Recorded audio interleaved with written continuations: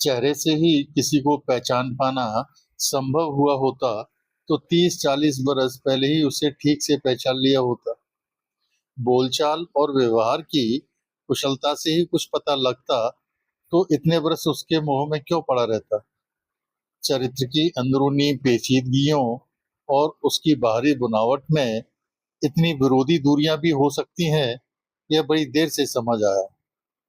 दरअसल आजादी के ठीक बाद लोकतंत्र के ढीले ढाले झोल के चाल चलन में धीरे धीरे युवा होते हुए आदमी ने ये सारे पैतरे विरासत में उन दलालों से सीख लिए जो हमेशा ऊंट की करवट देखकर ही अपनी चाल चलते थे, जिनके एक हाथ में राष्ट्रीयता का झंडा होता था तो दूसरे हाथ में स्वामी भक्त होने का तमगा।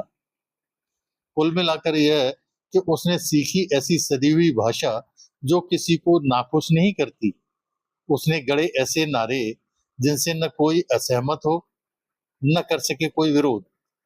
उसने अख्तियार की ऐसी सदी हुई विद्रोही मुद्रा जिससे उसके शरीर पर खरोंच तक न आए और तेवर विद्रोही का विद्रोही रहा जाए।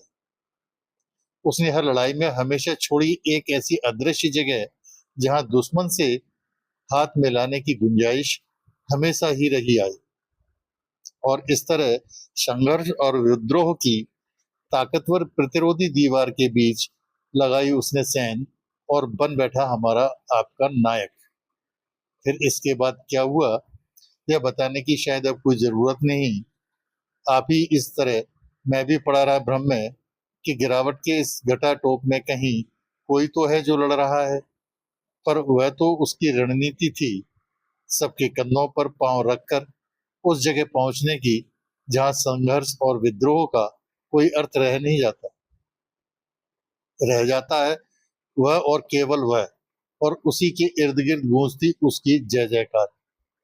यह सच है कि इतने समय तक खामोश रहकर हमने खो दिए अपने सच बोलने के सारे अधिकार।